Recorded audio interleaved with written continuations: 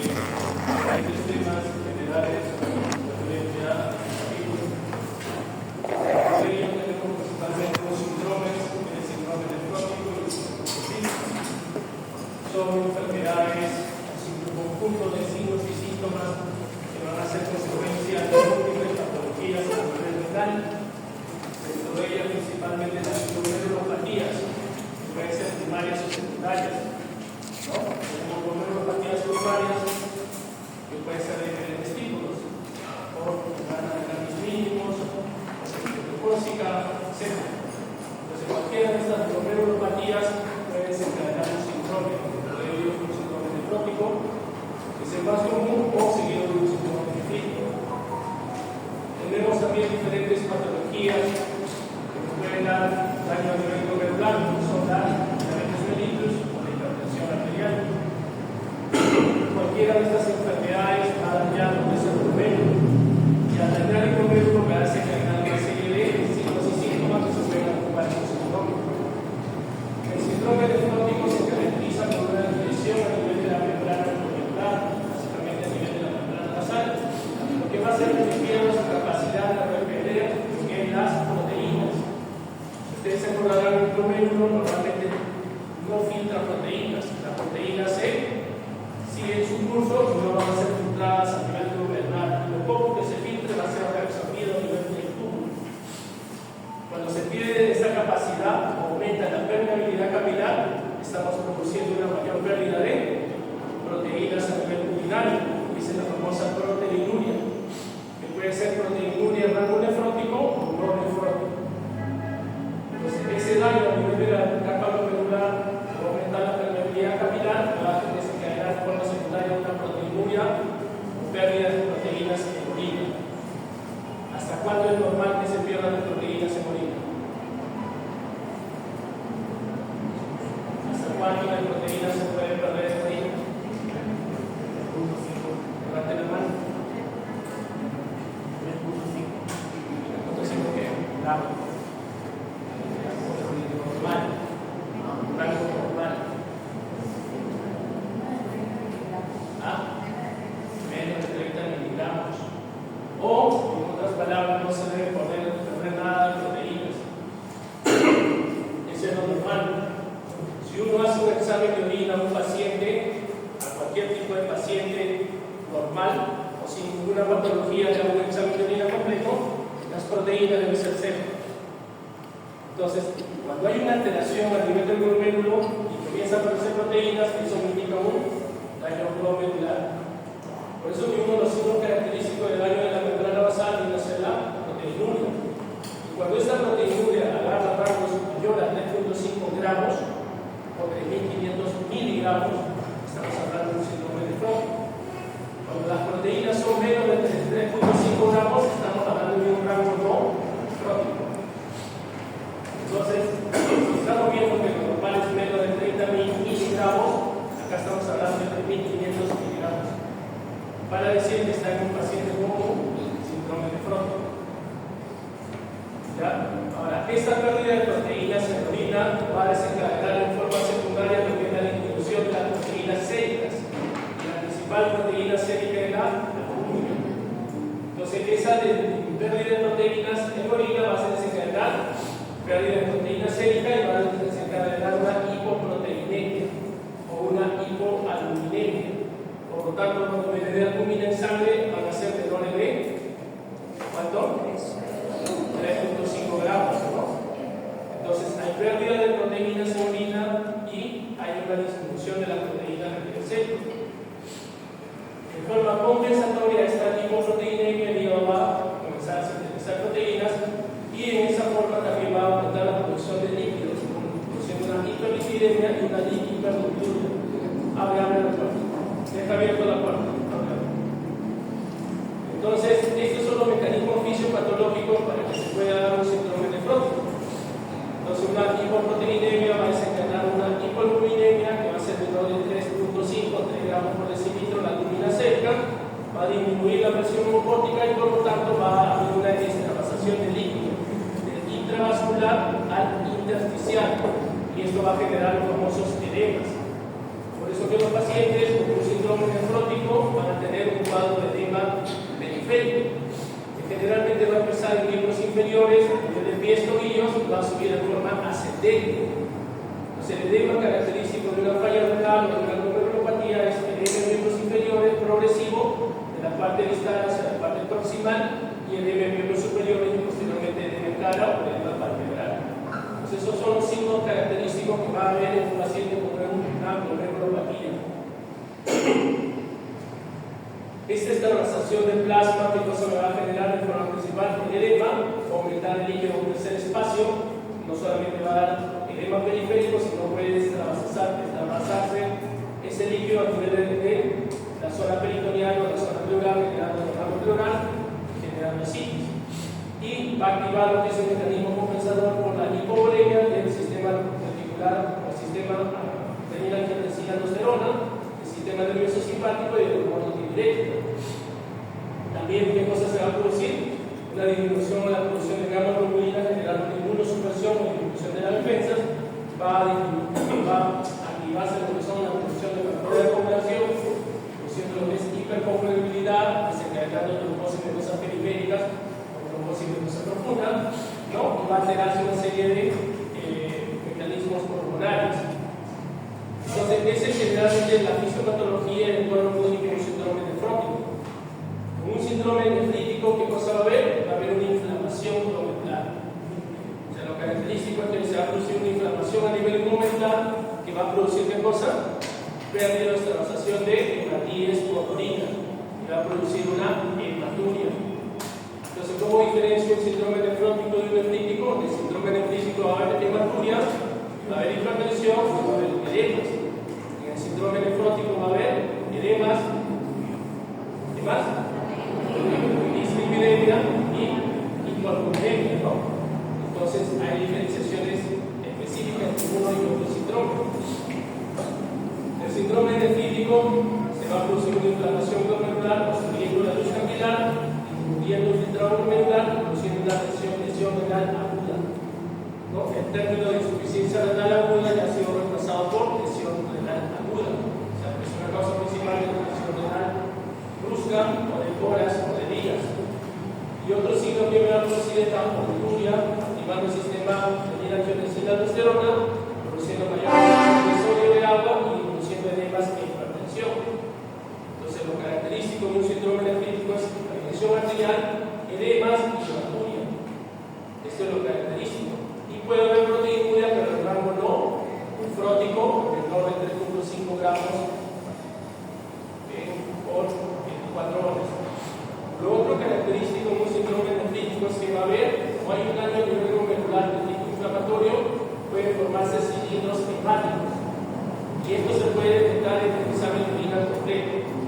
Por eso que una forma de evaluar la función renal no solamente a través de la urea y de adenina, sino que se debe medir lo que es el examen de orina completo. El examen de orina completo me va a determinar si hay pérdida de proteínas, pérdida de lo que es albúmina, me va a determinar si hay cilindros, etc.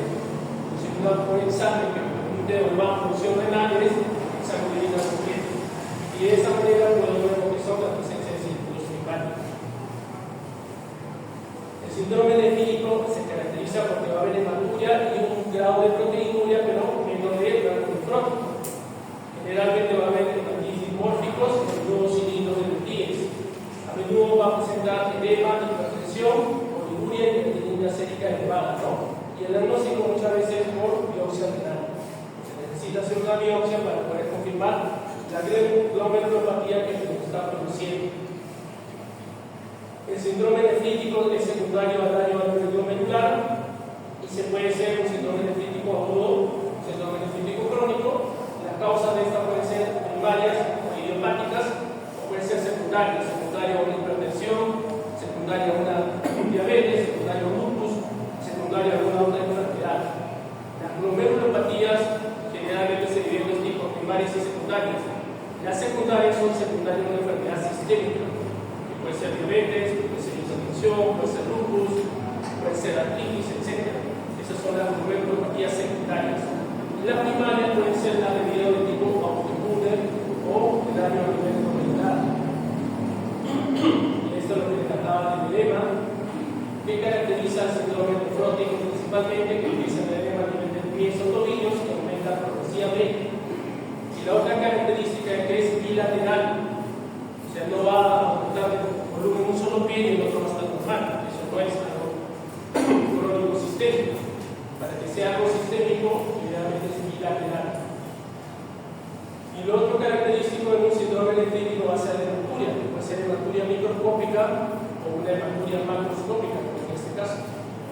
Que no es tan frecuente. Entonces, esto de acá, por ejemplo, se ve en síndrome nefrítico, esto de acá lo vemos más en un síndrome nefrótico.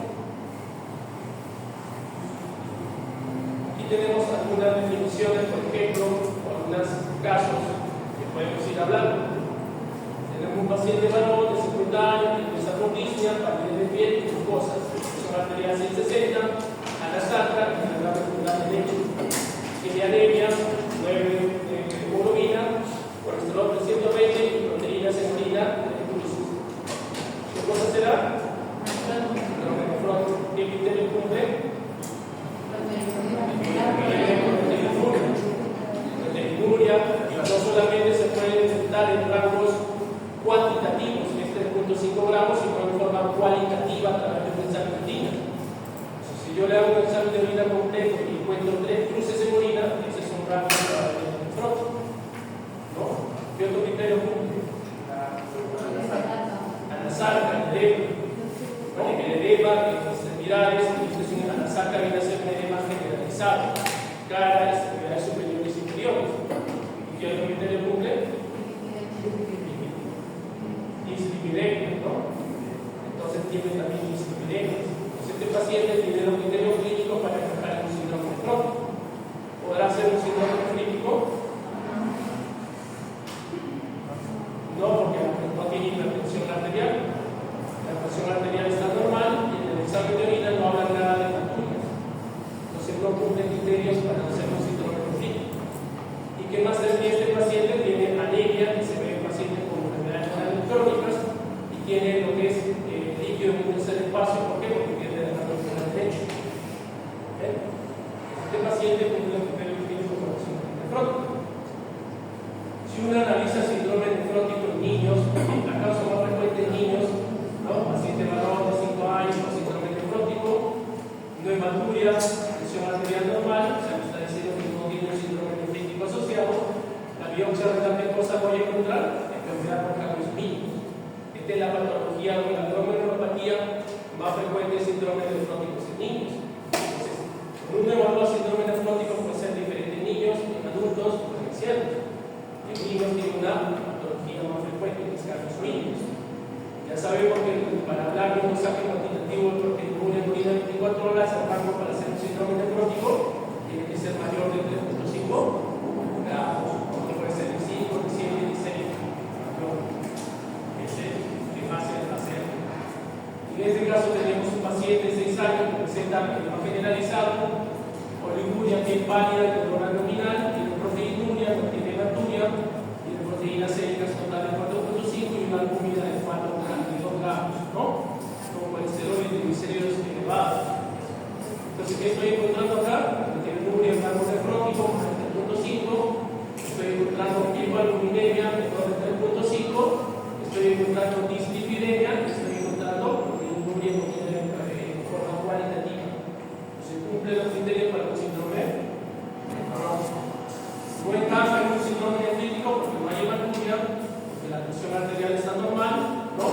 Y también no se asocia a dislipidemia tanto lo que es un síndrome nefrítico. Entonces, en este caso, también encaja en un síndrome nefrótico.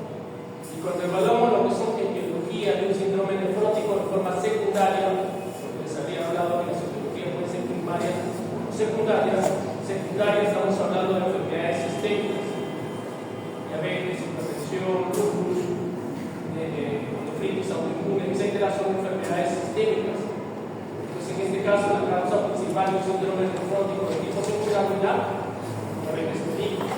Sin embargo, sigue la hipertensión arterial. Las causas principales de etiologías secundarias.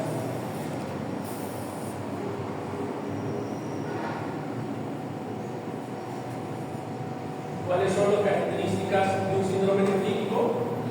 En este caso se pide la biología ¿Cuál es un criterio? Un síndrome nefrítico. Estamos hablando que hemofilia es un criterio, un síndrome nefrítico, la hipertensión es un criterio, la oligonuria o oligonuria también es otro criterio, y que la etiología más frecuente es un síndrome postestreptocócico, o una glomerulopatía postestreptocócica es una etiología principal de un síndrome nefrítico. Entonces, ¿cuál no sería la alternativa? El rango nefrótico de proteínas mayor de 3,5 gramos. Entonces, esa sería una alternativa de tipo B.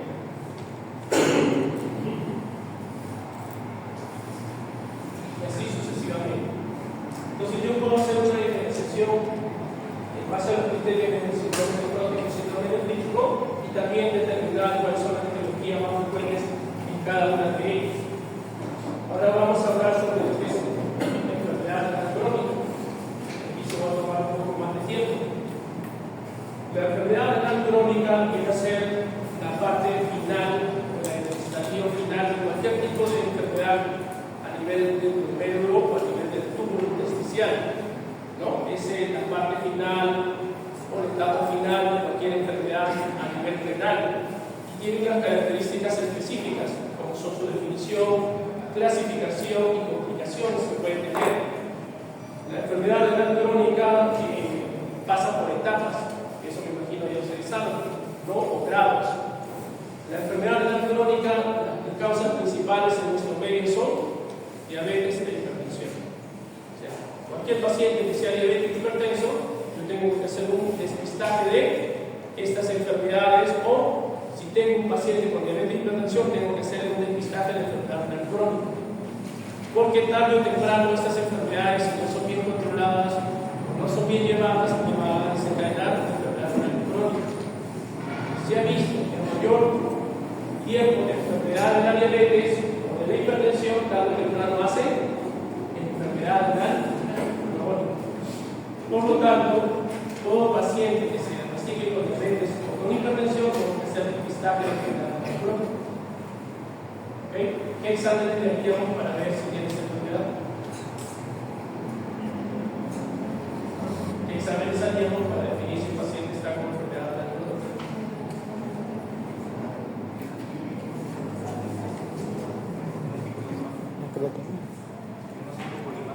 Diagnóstico por imágenes.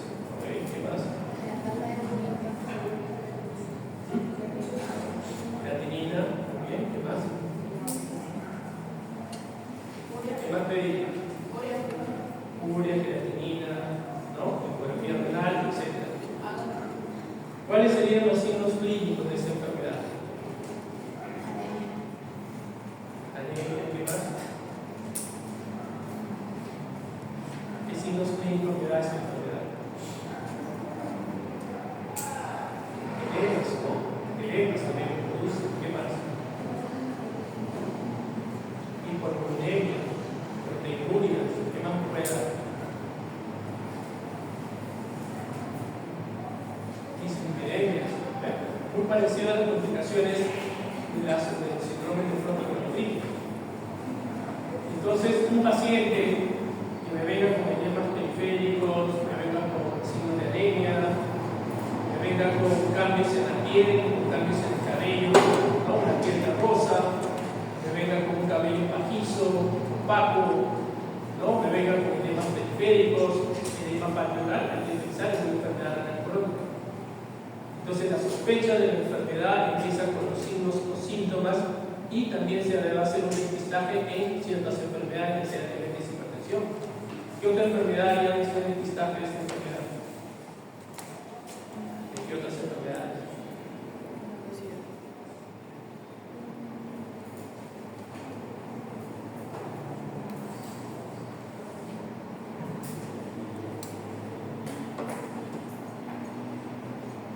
Enfermedades autoinmunes en cuáles? Lupus. Todo paciente con diagnóstico de lupus, yo tengo que hacer el despistaje de la enfermedad renal, porque se asocia mucho a la nefropatía lúpica. ¿Qué otra enfermedad? Ya hablamos de diabetes y hipertensión. ¿Qué otras enfermedades?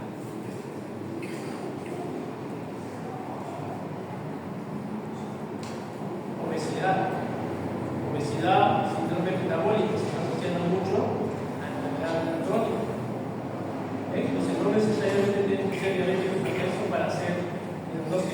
porcentaje también en otras patologías. Entonces, está habiendo mucha obesidad y el síndrome metabólico asociado a esta enfermedad. Se define clásicamente como una normalidad de la estructura de la función renal que se presenta durante más de 3 meses. Si es antes de este tiempo, puede ser una lesión renal aguda, puede ser una enfermedad renal crónica regularizada, pero cuando se ha establecido que esta gestación tiene más de 3 meses, encajaría dentro de una enfermedad renal crónica. Y para eso se tiene que hacer una serie de exámenes, como hemos mencionado. Uno de los principales exámenes es la tasa de depuración de creatinina, la tasa de filtrado molecular. Entonces, para yo hacer el diagnóstico de enfermedad renal crónica, tengo que hacer una tasa de filtrado molecular en orina de 24 horas. Tasa de filtrado molecular en el cual los rangos son menores de 60 mililitros por minuto por 1,73 metros cuadrados, estará dentro del criterio para una enfermedad renal crónica. Otro criterio que se emplea mucho es el dosaje de albúmina y creatinina en orina que sea mayor a 30 miligramos. O otros marcadores de daño renal, como puede ser hematuria, puede ser alteraciones musculares, alteraciones glomerulares o alteraciones polimáticas. Entonces, no solamente es un criterio por uno solo, sino que se emplean criterios clínicos, laboratoriales, imagenológicos, hasta biopsia, para hacer el diagnóstico. Entonces, el diagnóstico no es solamente con un solo criterio, es con criterio clínico, laboratorial, imagenológico. Se debe hacer prueba de la función renal a todo paciente con factores de riesgo. Y esos factores de riesgo ya hemos hablado que pueden ser diabetes, hipertensión, lupus, obesidad, síndrome metabólico. Y se debe usar no solamente la tasa de filtrado glomerular, sino que tiene que hacerse un dosaje de proteínas en orina de 24 horas o albúmina en orina de 24 horas para ver el daño renal. Porque el daño renal no solamente se altera por la tasa de filtrado, sino también se puede detectar en algunos grupos de pacientes con albuminuria. Tú le haces la tasa de filtrado, pues está en 80, 90, y está normal. Pero le haces el dosaje de proteína y sale por rangos mayores de 30. Tiene una enfermedad renal crónica. O sea, la tasa de filtrado glomerular es lo más frecuente, lo más común, pero no es la única. Se ha visto que un grupo de pacientes puede iniciar con albuminuria. Por eso que para controlar la función renal se tienen que hacer las dos cosas. También se puede hacer de forma incidental la relación albúmina-creatinina en 24 horas, ¿no? Y hacer un examen de orina completo. Los factores que estamos hablando para enfermedad renal crónica son hipertensión, diabetes, antecedentes de insuficiencia renal aguda, obesidad, síndrome metabólicos y algunas comorbilidades que se pueden estar asociadas. La clasificación según la tasa de filtrado glomerular puede ser grado 1, grado 2, grado 3AB, grado 4 y grado 5. Y la tasa de filtrado glomerular puede ser mayor de 90, grado 1, de 60 a 89, grado 2, de 45 a 59, grado 3A, de 30 a 44, grado 3B, de 15 a 29, grado 4 y menos de 15, grado 5. Esta de cada grado 5 también se conoce como enfermedad renal crónica terminal, ¿no? Porque probablemente ya no hay ningún factor ni ningún tratamiento que pueda hacer algún cambio o alguna mejoría. Y cuando muchas veces el paciente va a necesitar terapia de reemplazo renal o diálisis. También se le conoce a grado 1 como normal, función renal normal, grado 2 función renal disminuida, grado 3A moderada disminuida, grado 3 grado severo, grado 4 severo y grado 5 falla renal. Entonces nosotros podemos hacer una clasificación de acuerdo a la tasa de filtrado glomerular. Y lo otro punto importante es la proteinuria o la albuminuria, que viene a ser la pérdida de albuminas en orina de 24 horas. Y lo normal es que sea menor a 30 gramos, digamos, por en orina de 24 horas. Eso es lo normal.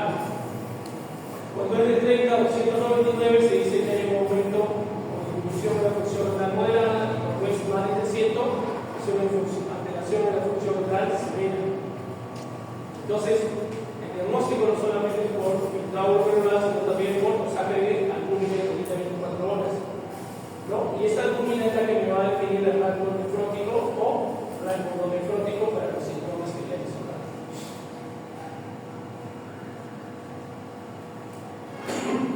Cuando uno determina enfermedad renal crónica, hay que determinar las causas que puede dar. Y las causas no solamente son por enfermedades, también puede haber por nefrotoxicidad o enfermedades o algunos medicamentos que pueden ser nefrotóxicos. ¿Cuáles son esos medicamentos? ¿Cuáles?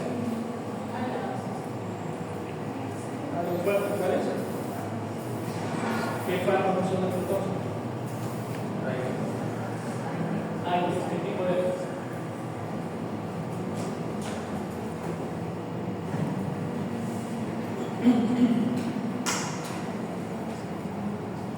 cualquier tipo de aire.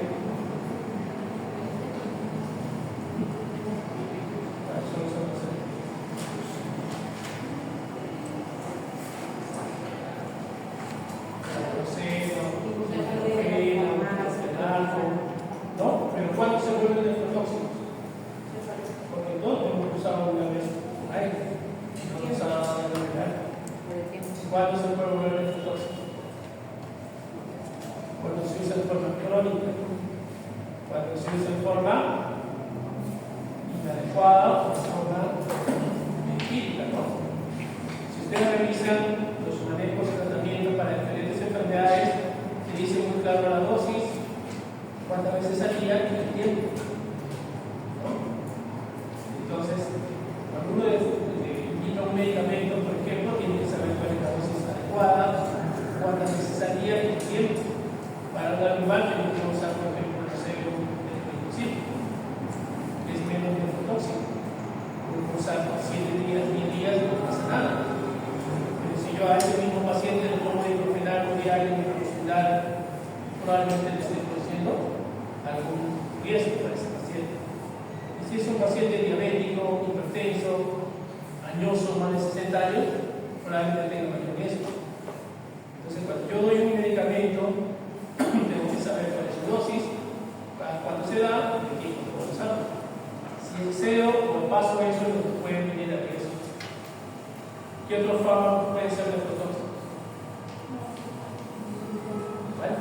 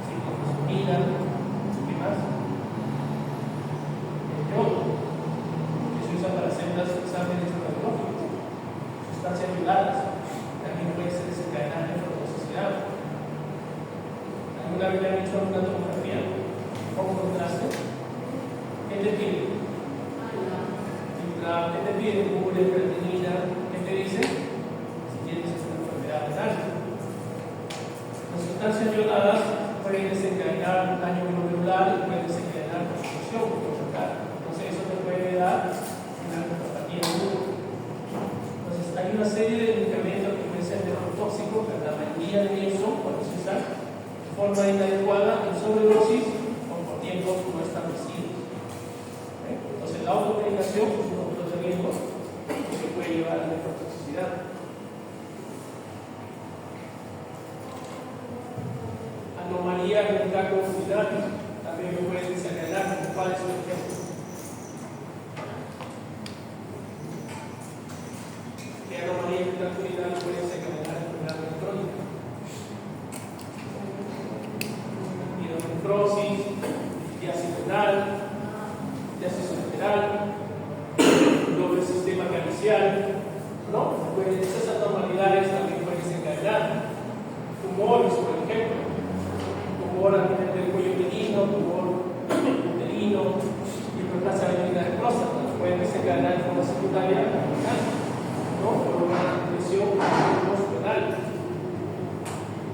etcétera, ¿no? Entonces se recomienda establecer la causa de la enfermedad renal utilizando el cuadro clínico, antecedentes personales, factores sociales, medicación, información física para definir cuál es la etiología de la enfermedad renal. ¿Por qué es importante eso? Depende de eso, yo voy a dar el tratamiento específico, ¿no? Porque dependiendo cuál fue la causa de mi enfermedad renal crónica, yo le voy a dar un tratamiento específico y de esta manera voy a detener o puedo hacer que me presione la enfermedad renal. Por eso es importante ver cuál fue la causa de la enfermedad. Si uno analiza enfermedades neuronales, tenemos causas sistémicas y causas primarias. Causa sistémica también es enfermedades infecciosas, neoplasias, enfermedades autoinmunes. Y causas primarias pueden ser la glomerulonefritis membrana proliferativa, ¿no? La glomerulonefritis focal secundaria, ¿no? La nefropatía membranosa, la enfermedad de Carlos-Winnis, etc. ¿Cuáles son las más frecuentes? Las tipo sistémico. Estas son las etiologías más frecuentes de una enfermedad crónica.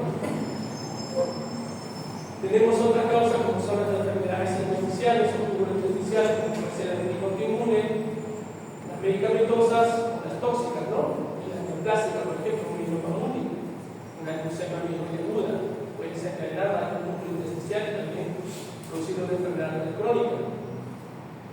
Las enfermedades vasculares como la hipertensión, la aterosclerosis, las lipidemias, las microangiopatía, ¿no?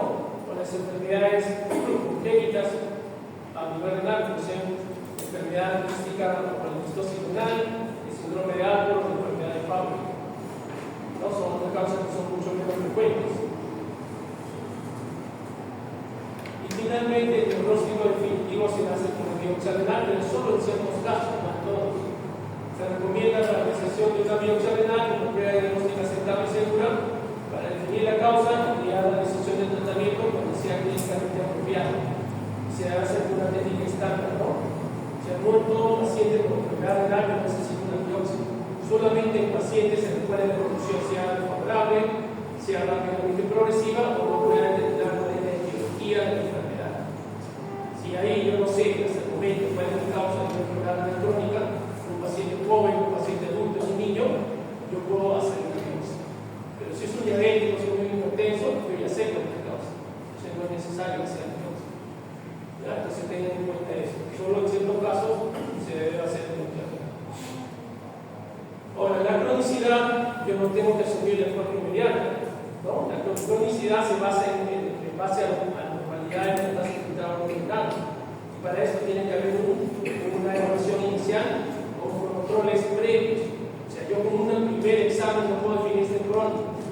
Probablemente yo necesito una ecografía para valorar el tamaño renal, ver si hay disminución de la corteza renal, ver el tamaño del riñón para definir que esto es crónico, o si el paciente ya tenía previamente hace 3 meses, 6 meses también una alteración de la función renal, y ahora si lo ha progresado, poder definir como algo crónico, pero no con una evaluación inicial. La prueba de cronicidad tiene que tener una duración mínima de 3 meses, ¿no? Para eso tengo que hacer revisión de mediciones anteriores. Tengo que definir si ha habido glomerulia proteinuria, no, tengo que haber exámenes completos previos para definir que esto es algo crónico, que es algo agudo. Para definir la tasa de filtrado glomerular se usa una serie de marcadores, dentro de ellos se recomienda lo que son ecuaciones validadas, como son la ecuación del ZA en vivo.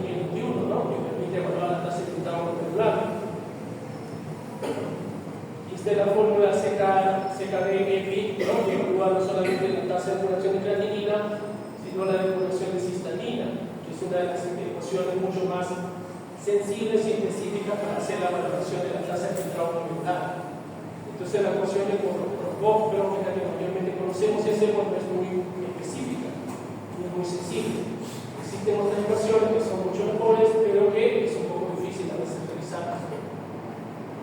El diagnóstico de pacientes adultos y adultos mayores también es una tasa de filtrado molecular de 60 mililitros, ¿no? Es un poco menor en relación a la tasa del adulto.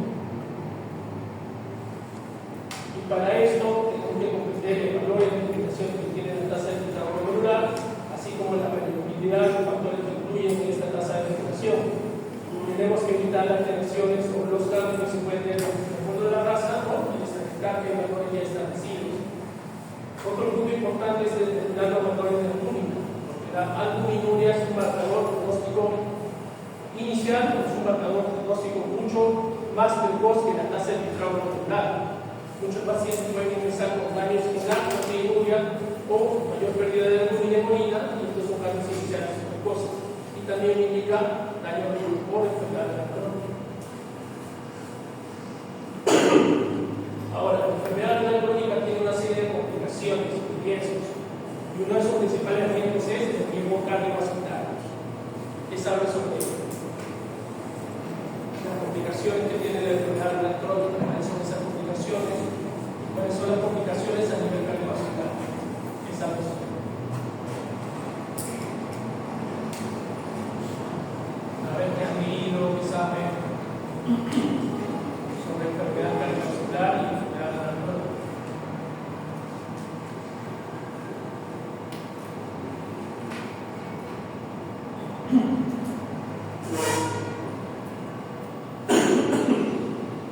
Imagino que muchos de ustedes ya han notado los hospitales, han visto pacientes en diálisis, han visto programas. ¿Qué es lo que normalmente decíamos antes? Cuando un paciente entra en diálisis, ¿qué pasa con ese paciente? ¿Qué sucede con un paciente que entra en diálisis? ¿Cuál es la evolución de la enfermedad? ¿Cuáles son los riesgos? ¿Cuáles son las complicaciones? A ver, ¿quién sabe?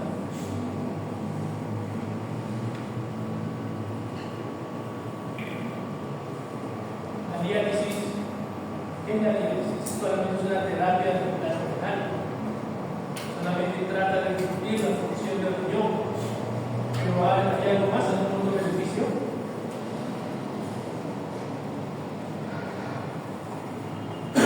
Para que sepan, un paciente que entra en diálisis, se dice que el pronóstico de vida es mucho menor. Cuando un paciente crónica entra en diálisis, el tiempo de vida promedio se decía antes, se ha variado entre 10 a 15 años.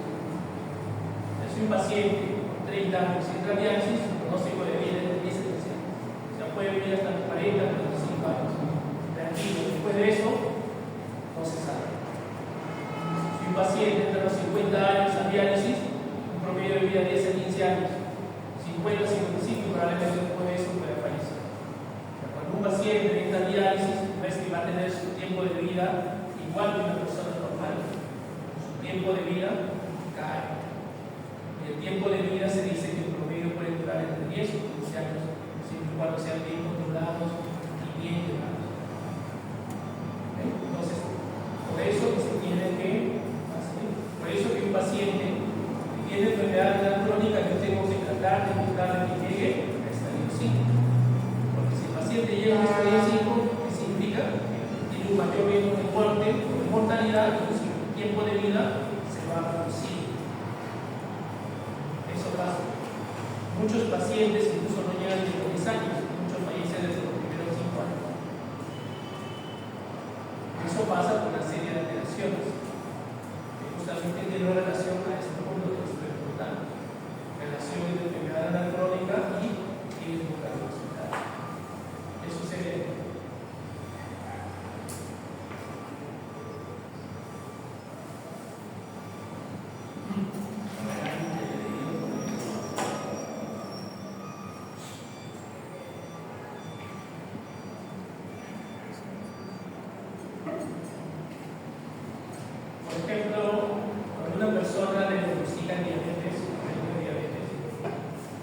decir diabetes, se decía hasta hace poco, es como decir has tenido un infarto al corazón.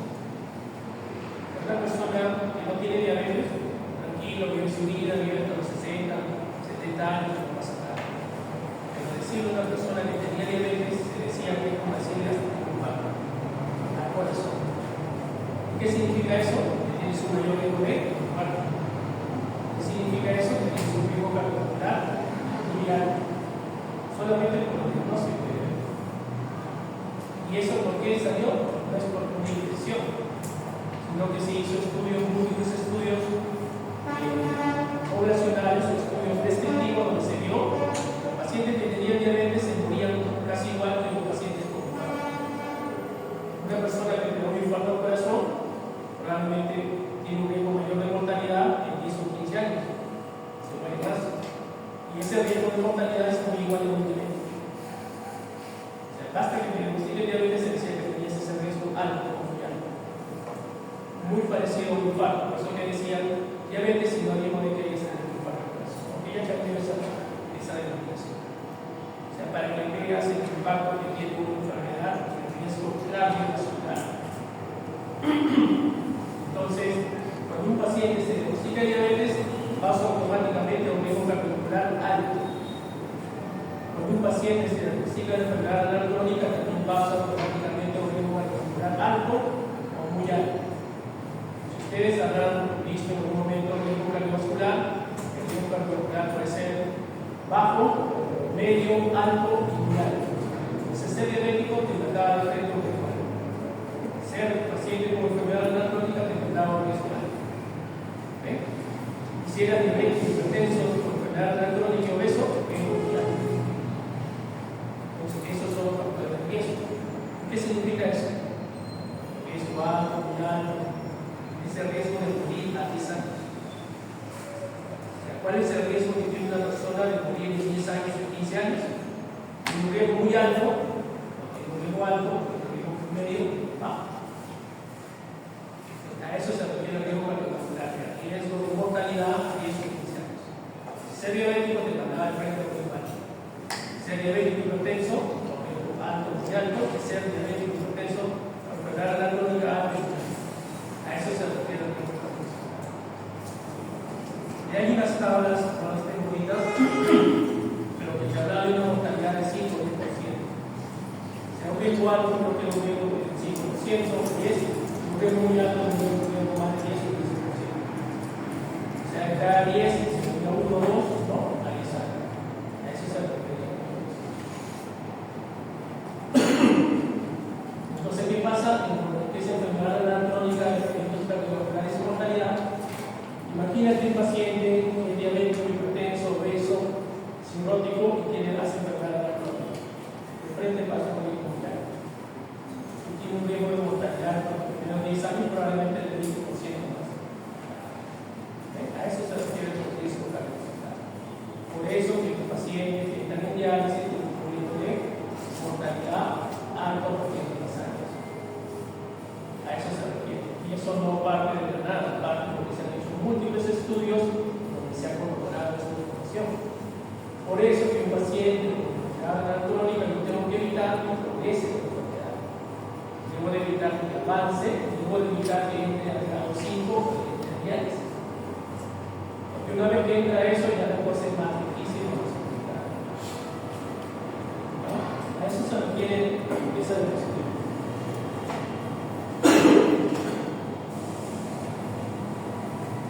Y esto está medido con esto de acá, que hay una relación del grado de tasa de filtrado glomerular y la albuminuria al riesgo que tiene el paciente. Un riesgo bajo se dice cualquier verde, un riesgo moderado amarillo, un riesgo alto rojo y un riesgo muy alto oscuro. A eso se refiere con los riesgos que tiene este paciente. Cuando la tasa de filtrado glomerular es más de 90, tiene una proteína menos de 30, tiene un riesgo bajo. ¿No? Bajo de enfermedad renal crónica y bajo de mortalidad. Pero cuando tienen es un paciente con una tasa de filtrado de 60, ¿no? Pero tiene una albuminuria de 300, ya es un riesgo medio. Si Si este mismo paciente tiene una tasa de filtrado más de 60, con una proteinuria más de 300, ya es un riesgo moderado.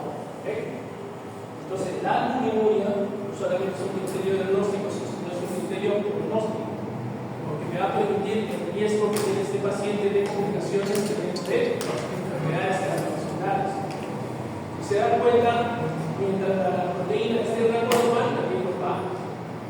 Yo puedo tener tasa de filtrado normal, incluso proteína más de 100, y ya no voy con verdad. Entonces, se ha visto que la proteinuria es un marcador precoz especial de daño renal, es un marcador pronóstico del paciente de gravedad o de severidad. ¿Qué más se ha visto? Por ejemplo, un paciente con una tasa de filtrado regular de 45 o de 60, no pasa nada, se está entrando a la enfermedad crónica. Pero ¿qué pasa si ese paciente yo le hago la proteína, la albuminuria, y sale más de 300 y lo pasa un riesgo alto?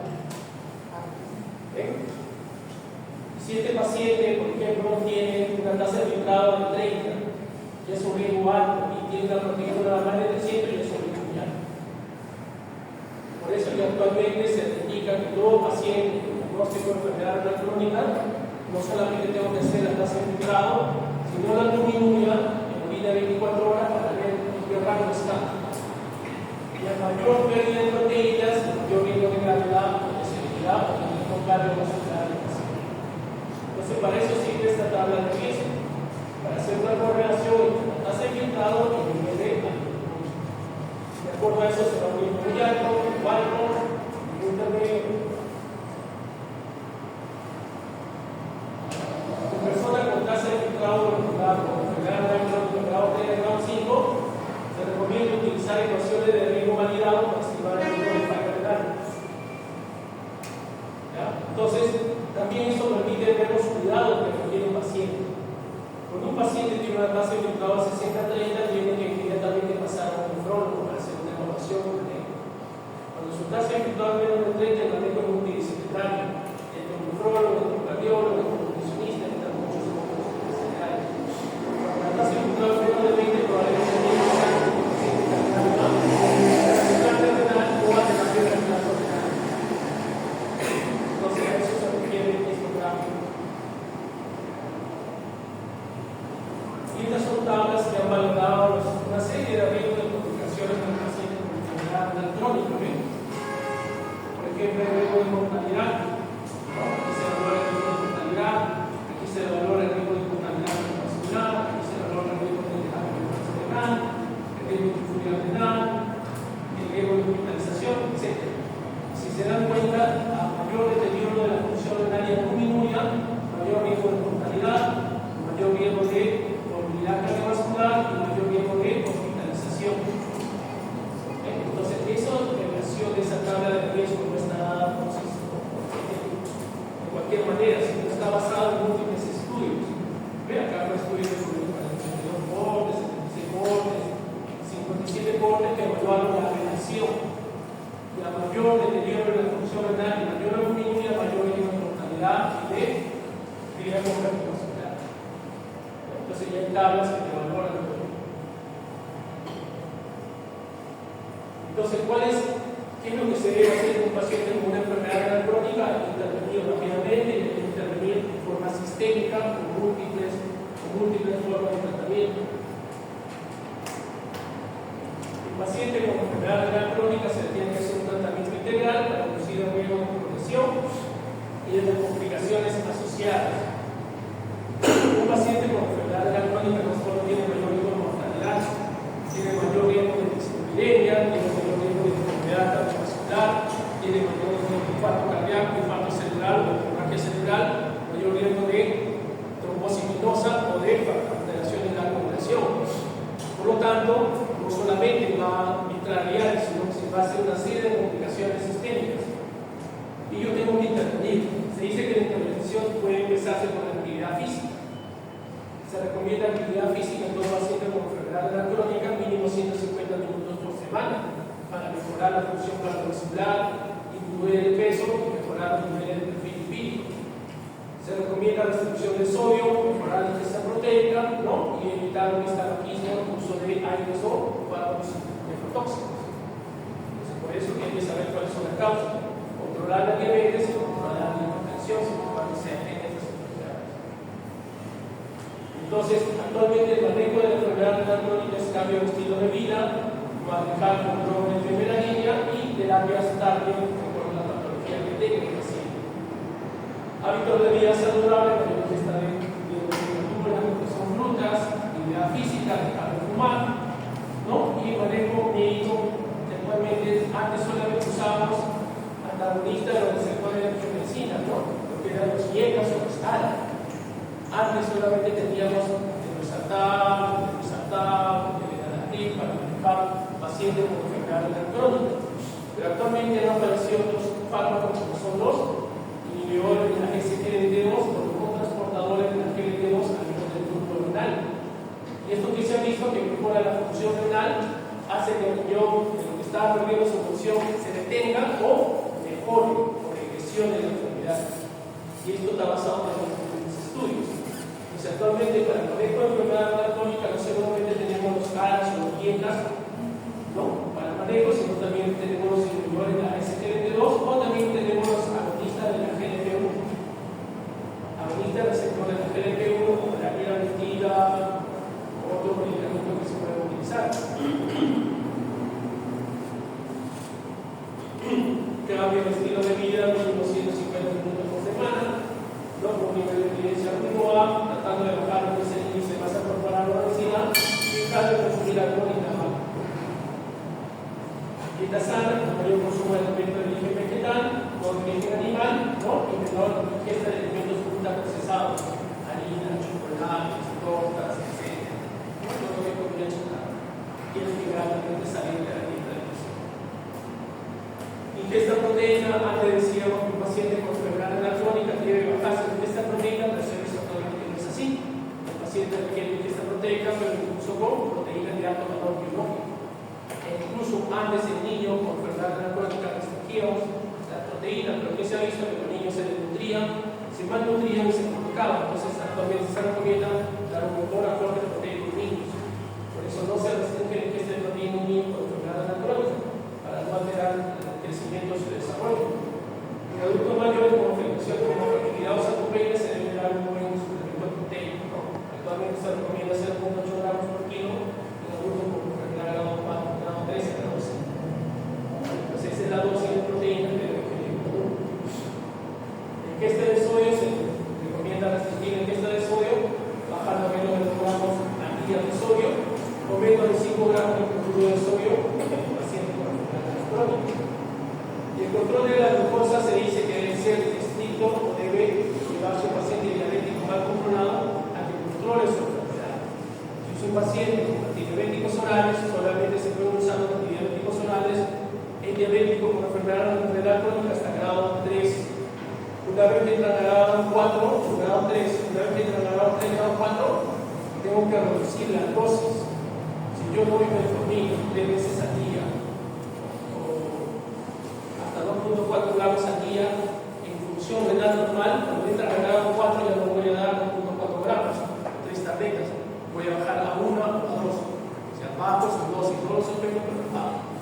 Pero una vez que entra a grado 5, están prohibidos los antidiabéticos orales. O sea, yo no puedo usar metformina, vitamina, no puedo usar glicosilina, etc. Y a partir de grado 3 a 4, bajo la dosis hasta un 50%. ¿Ok? ¿Qué pasa con un paciente de diálisis? Diabético, ¿qué hacemos? ¿Qué es lo que se hace en un diabético mal controlado y en la diálisis? ¿Cuál es el tratamiento? Si no puedo dar antibióticos. ¿Qué me dice?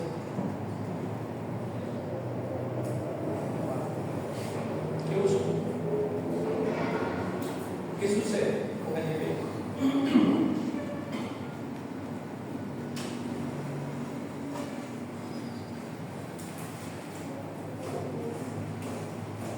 Primero, tengan en cuenta, se ha visto por historia natural de la enfermedad, que un paciente que va a entrar a la función renal, se baja de grado 3 a grado 2, grado 3, grado 4, va bajando su función renal, que se ha visto que el paciente diabético controla mejor su nivel de glucosa.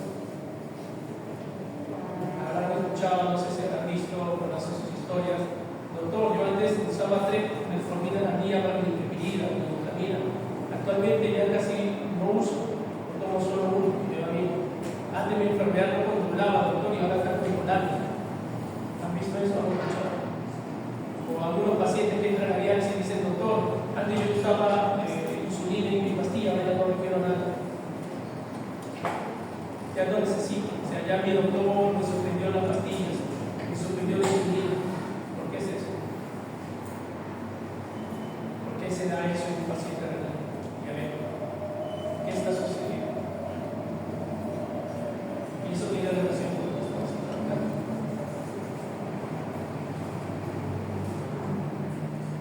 ¿Han visto alguna vez un paciente en diálisis diabético? La gran mayoría de diabéticos, una vez que entran a diálisis, regulan su azúcar, o muchos dejan de usar medicamentos. ¿Por qué? Como el riñón está filtrando mal, entonces la glucosa comienza a exceder. ¿Sabía? Por el filtrado de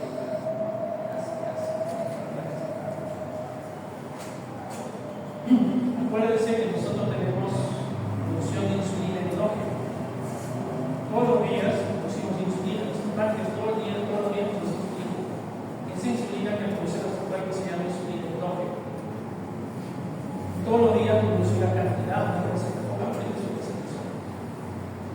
Cuando tú comes, se necesita más insulina. Dejas de comer, pasan 2 horas para la cantidad de insulina. ¿Vuelves a comer? Sí, pero siempre hay producción. Eso es lo normal. ¿Qué pasa en el diabético? En el nivel de insulina, a medida que pasa la enfermedad, va disminuyendo, pero no esa vez. O sea, un diabético sigue produciendo insulina, pero cada año, cada vez va a menos. ¿Y qué pasa cuando se altera la función renal? Normalmente la insulina se elimina por orina, por el riñón. Y si tu riñón ya no está funcionando bien, esa insulina que debe eliminándose ya no se elimina como antes, no dura más y entra. Insulina endógena que antes duraba 12 horas, 24 horas, dura 48, 72 horas. Su nivel que antes era bajo, porque se eliminaba normal, cada vez tiene mayor concentración de niveles endógenos. Por eso que se ha visto que un paciente diabético que hace enfermedad renal crónica cada vez va a necesitar menos dosis de antidiabéticos, o cada vez si entra a diálisis, a veces no requiere medicación. Eso es lo que se ha visto. Por eso que muchos diabéticos piensan que está mejorando su enfermedad o que está controlable. Y lo que está pasando es que su riñón está funcionando cada vez peor. Entonces, es muy importante saber cómo se comporta la enfermedad en cada paciente. Hay un grupo de pacientes que con esta diálisis ya no requieren pastillas ni insulina. Pero hay un grupo que entra a diálisis y requiere estar con sus glucosas altas. Entonces, ¿qué hago ahí? Le pongo insulinoterapia. Un paciente diabético que entra a diálisis, que está mal controlado, que tiene unos objetivos, tengo que usar insulinoterapia. Ya no puedo usar antidiabéticos orales, pastillas. Tengo que usar insulina siempre y cuando el paciente lo requiere. Y ahí puedo usar insulina de acción intermedia, de pH, acción prolongada, la insulina granina, etc. Y hay un antidiabético oral que sí se puede usar en campaña oral. Paciente en diálisis, sí se puede usar un medicamento. Por eso no se puede.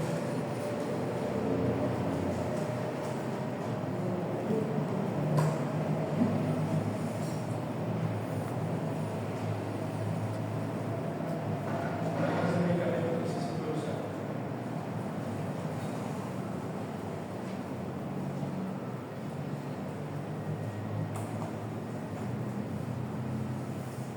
La liraglutida.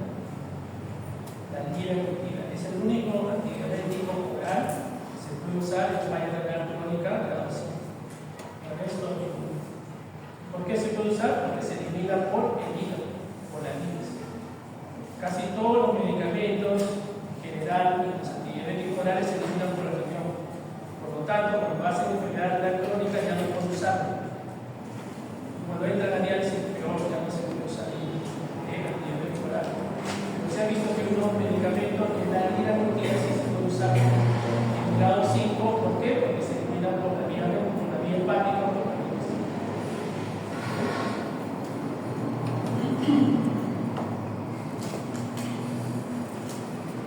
Entonces, un paciente con diabetes, yo debo tomar un control, una glucosidad de 6.5, ¿no? Pacientes que ya están en diálisis hasta el 8.0, hemoglobina glucosilada. ¿Qué más tengo que hacer? Controlar la hipertensión si es un paciente hipertenso, a valores de presión sistólica menos de 120 milímetros de mercurio, ¿no? E incluso puedo usar inhibidores del sistema renina que presentan los esteroides, ¿no? Y los ARA. Estos fueron los primeros medicamentos que demostraron beneficio en disminuir la progresión de la enfermedad crónica. Los primeros que se usaron fueron los dientes, ya sea carbotril y menatril. Los otros familias que aparecieron fueron los alanógenos, los sartán, ¿no? Y estos se usan pacientes con enfermedad crónica y urinaria, el albúmino muy moderado se había aumentado, ¿no? Esto siempre y cuando sea diabético. Si no es diabético, paciente con enfermedad renal crónica y albúmino gravemente aumentado. Se puede usar en diabéticos y no diabéticos. Lo que sí no puedo usar, no puedo hacer es combinar. Algunos me dirán, doctor, quiero usar el anatril, sartán para mejorar su efecto en disminuir la función renal. El daño renal no se puede usar. Está contraindicado el uso combinado de hiegas suaves. Por eso dicen hiega o ARA. O sea, o uso la sartán o uso el anatril. Pero no puedo usar el anatril sartán para la enfermedad renal crónica. No se puede combinar. Porque tiene mayor riesgo de nefrotoxicidad o de efectos secundarios. ¿Ya? Entonces, o uso un hiega o uso un ARA. Pero no combino.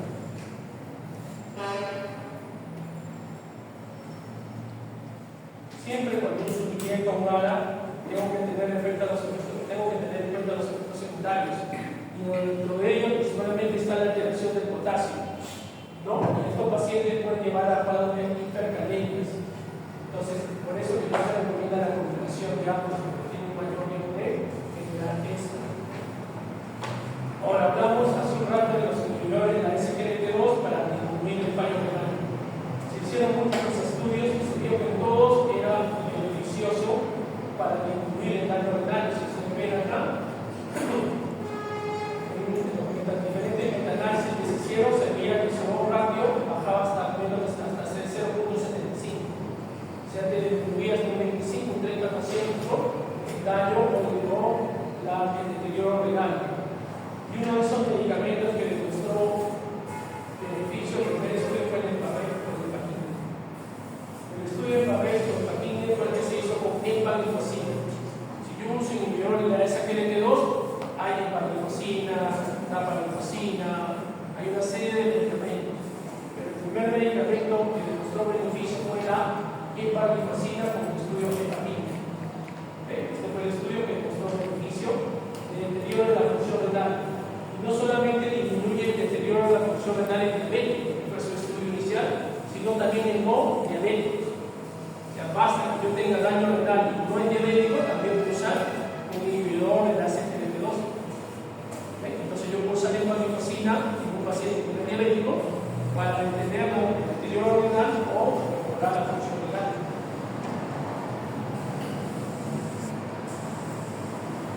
Eso se dice que se puede usar en estos inhibidores siempre y cuando la tasa de filtrado sea más de 20, sea 25, 30, 35. Pero cuando baja menos de 20 ya no lo puedo usar en estos medicamentos. Y se debe usar el modo diabético con enfermedad renal crónica, como diabetes 1A, también en pacientes no diabéticos, por ejemplo, con falla cardíaca, nivel 1A, con alteración de la función albúmina creatinina, o que tengan un deterioro de la función renal de 45 a 20. Entonces, en un inicio, este grupo de medicamentos se decía que controlaba la diabetes. Después se vio que bajaba la calidad cardiovascular y después se vio que mejoraba la función renal en diabéticos. Pero también actualmente está indicado no diabéticos. Personas que son hipertensas, que son obesas, que tienen síndrome metabólico, pero que tienen falla renal, también se usa.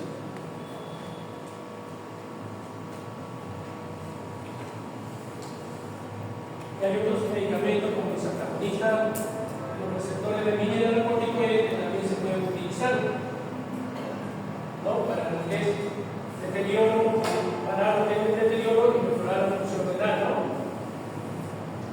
Y otro grupo de familias que también se pueden utilizar son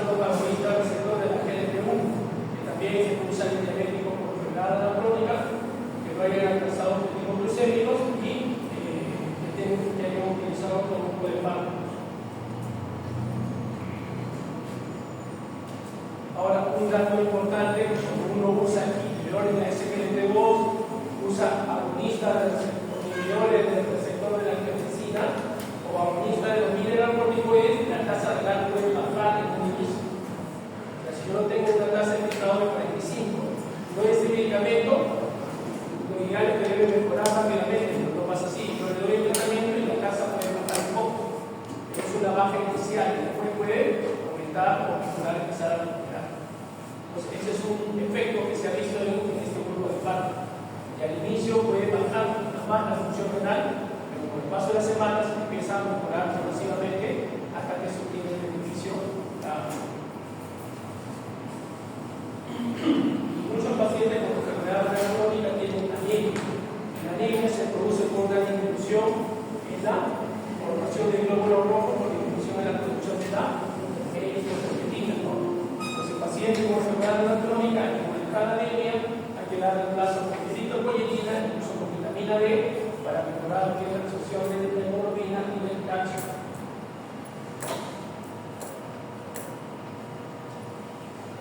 ¿Cuáles son el riesgo cardiovascular aumentado? Bueno, un paciente con enfermedad cardiovascular o enfermedad renal crónica tiene un mayor riesgo de enfermedad cardiovascular y por lo tanto no solamente debo mejorar la función renal, sino que tengo que manejar los niveles de lípidos que pueden estar alterados por usar atorvastatina o usar ezetimibe.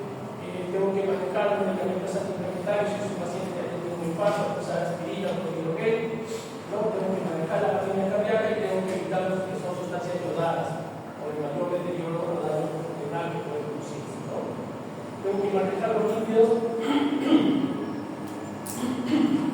Los lípidos se pueden usar con estatinas solas o con estatina más ezetimibe. Cuando está certificado menos de 60, cuando está en mayor, solamente debo usar estatinas. Las estatinas son básicamente la atorvastatina, la rosuvastatina, esas son las estatinas que más conocemos. Y la dosis que se pueden utilizar son dosis medias y dosis altas. ¿De qué depende eso? Del riesgo cardiovascular. A mayor riesgo cardiovascular de un paciente con enfermedad crónica o medicamento de hipertensión, yo doy dosis altas. ¿Cuáles son las dosis altas de atorvastatina? De 40-80 miligramos, son dosis muy altas. Y la dosis alta es de 40 y la dosis baja es de 20. ¿En quiénes debo usar la atorvastatina de 80 miligramos? En infartos cardíacos, infartos cerebrales, pacientes renales crónicas que hayan tenido esos factores. Yo debo usar dosis altas de 40-80 miligramos. Y si no he tenido ninguno de estos, puedo usar dosis media que son 40 miligramos de atorvastatina. La rosuvastatina tiene una dosis alta con 40 miligramos y dosis media con 20 miligramos. Entonces eso puede ser en qué caso yo debo usar dosis altas o dosis medianas. ¿Cuál es el objetivo del tratamiento? Llevar el ND a menos de 100, Ese es el objetivo del tratamiento. Si yo tengo un paciente renal con ND de 200, 250, debo dar el tratamiento con la finalidad de llevarlo a menos de 100 para disminuir el riesgo cardiovascular alto o muy alto que pueda tener ese paciente. ¿Y se puede usar terapia antiplaquetaria? Sí, cuando hay un riesgo cardiovascular alto, de que haya tenido un infarto cardíaco, un infarto cerebral, puedo usar para llegar a la terapia establecida como prevención secundaria. En esos casos yo puedo usar esa aspirina.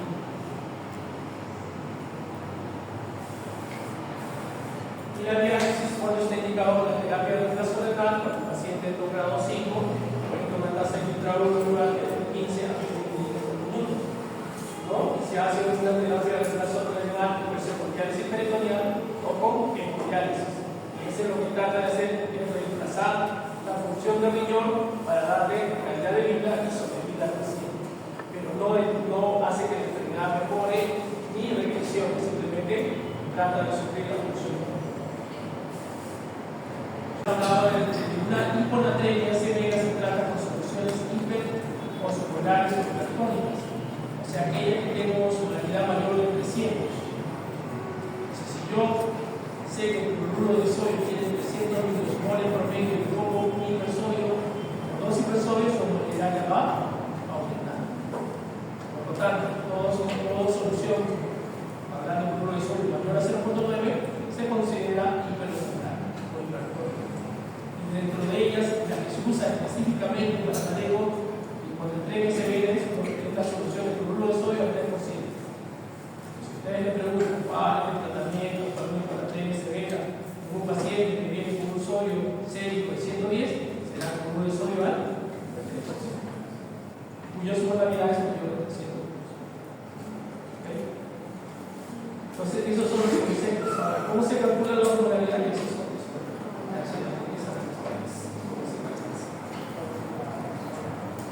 entonces, la hiponatremia debe tratamiento bioral, hiponatremia moderada, solución salina más sus hipersodios, hiponatremia severa menor de 125 cuando se da cloruro de sodio al 3%.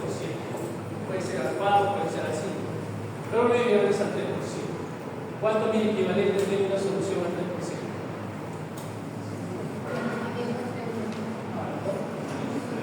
513 mil equivalentes de sodio y de cloruro.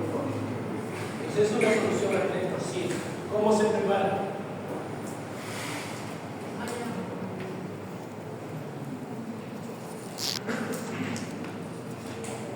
¿Cómo se prepara una solución al 3%?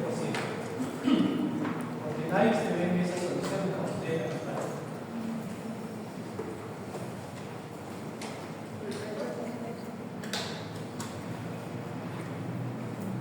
5 ampollas semillas de cloruro de sodio al 20%, me da 120 y 880 de cloruro de sodio al 0%. Si yo quiero preparar una solución de cloruro al 3%, agarraré el suelo fisiológico 880 y le agregaré 5 ampollas semillas de cloruro de sodio al 20%. Y ahí estoy haciendo una solución al 3%, o 513. La siguiente pregunta: ¿cuáles son los signos o síntomas de una hiponatremia? ¿Qué signos clínicos dan?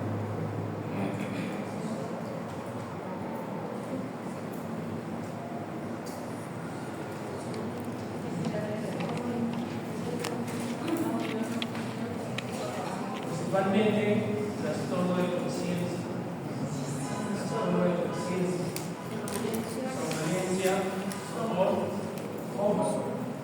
y también me puede dar convulsiones, ¿no? La hiponatremia se caracteriza porque el paciente va a venir obnubilado, desorientado, sonoliento, por eso que se hace una conexión con cloruro de sodio del paciente. Y en cuanto al tratamiento del cloruro de sodio, ¿qué parámetros tengo que tener en cuenta? ¿Cómo se hace la conexión? ¿Cuántos miliequivalentes por día debo mejorar? 10. Máximo 10. 10 a 12 o 10 distintos para medir el equivalente. O sea, si yo tengo un paciente con un sodio de 110, al día siguiente máximo de 110 debe estar en 110. Si está en 123, 125, me pasé la mano. Si está en menos de 120, no hice el tratamiento. Si de 110 lo llevé a 105 al día siguiente, no he hecho el tratamiento. O de 110 lo llevé a 125, me pasé eso. O sea, máximo yo llevo por 15 equivalentes por día. ¿Por qué vamos a hacer eso? ¿Cuál es la recomendación? Mielinolisis continua. Mielinolisis continua. Si yo corrijo rápidamente el sodio de 110 y lo llevo al día siguiente, en 4 horas a 130, ha aumentado 20 equivalentes. ¿Cuál es el riesgo de eso? Una lesión a nivel de la tronco cerebral, produzca lesión en los axones de las neuronas del tronco cerebral que se llama mielinosis continua. ¿Cuál es el problema de la mielinosis? ¿Qué cosa es una mielinosis continua?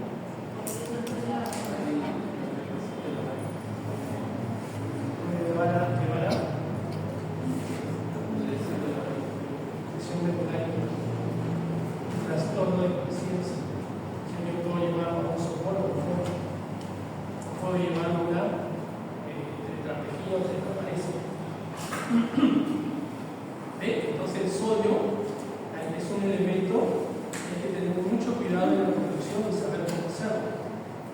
Porque yo no lo corrijo rápidamente, máximo 10 o 12 equivalentes por día. Y si estaba en 110, al día siguiente está en 120, todavía está en una hiponatremia severa. Al segundo día, normalmente ya lo llevo 120 a 130, y ya está la corrección se puede hacer en un día, en dos, en tres, dependiendo de cómo te llegue el paciente. Entonces, esto es lo que hay que tener en cuenta en el tiempo de las hiponatremias. Y solo se hace esta corrección en hiponatremias severas. Ahora, en la hiponatremia severa hay dos cosas que hay que tener en cuenta. Se dice que es severa cuando es menor de 120, o se dice que es severa cuando es menor de 125 más cuadro clínico social. O sea, si yo tengo un paciente con sodio menor de 125 que está despierto, está tranquilo, no tiene molestias, probablemente no sea una hiponatremia severa, sino una crónica. Pero si yo tengo un paciente con menos de 120, sí o sí debo hacer la corrección. O sea, la corrección del cloruro de sodio al 3% solo se hace cuando es menos de 120, sí o sí, o cuando es menos de 125 más, sí o sí, o sea, que es oliendo, que es soporoso, que es ¿ok? Entonces, eso es lo que hay que tener en cuenta para el manejo de las químicas.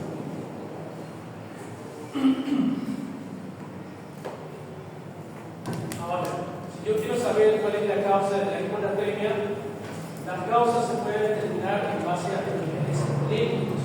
Ustedes saben que el sodio está en relación con el agua.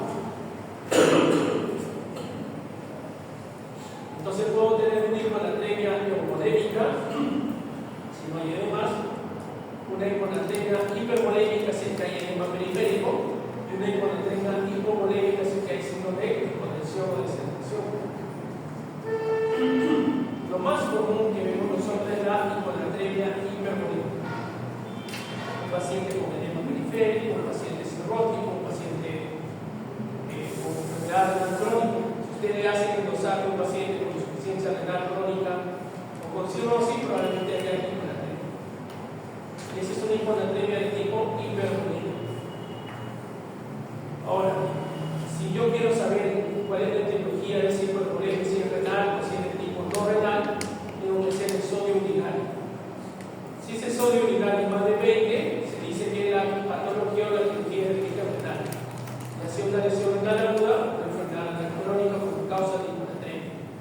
Pero si ese sodio urinario es menos de 20, probablemente sea de tipo no renal, una falla cardíaca o cirrosis hepática o un síndrome nefrótico como una glomerulopatia.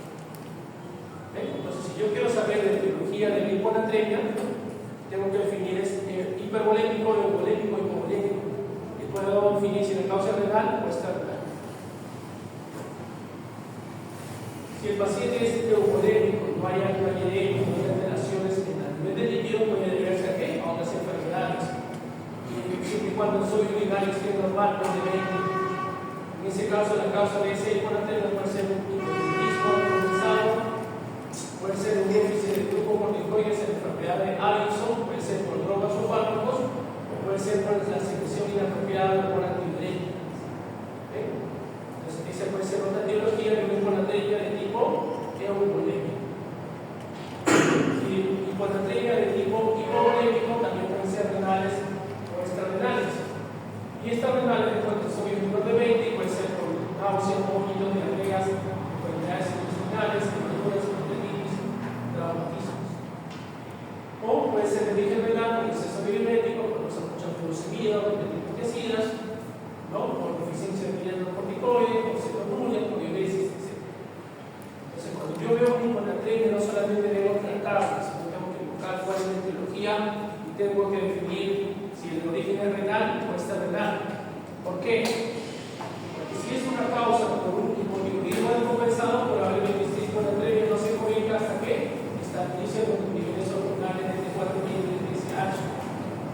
Si la causa es un origen hipovolémico de deshidratación, probablemente yo tengo que manejar de cosas la situación diabética, la nivel descompensada, o tengo que manejar la enfermedad de Addison o tengo que manejar la infección intestinal con la diarrea, la infección intestinal, etc., o intoxicación alimentaria. Entonces yo cuando veo una hiponatremia tengo que definir esta hiponatremia es aguda, no es crónica, es hipervolémica, isovolémica o hipovolémica, que dice la causa renal o extrarrenal, para no solamente empezar a tratarlo y corregir con fluoruro de sodio al 3, sino darle el tratamiento etiológico específico.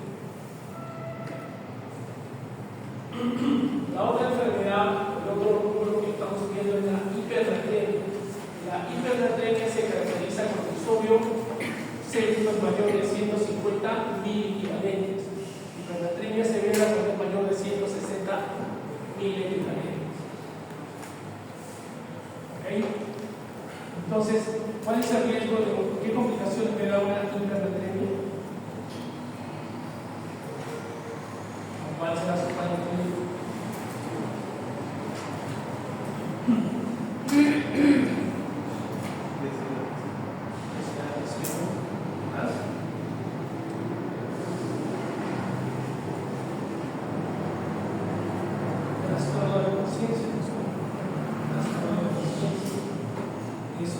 Hemorragias cerebrales por la deshidratación,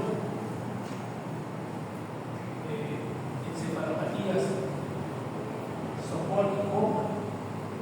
¿Se acuerdan del suelo medieval, el suelo caliente, el suelo de esta relación a la hipernatremia? ¿Qué pasó con ese suelo? ¿Ese suelo? El suelo medieval.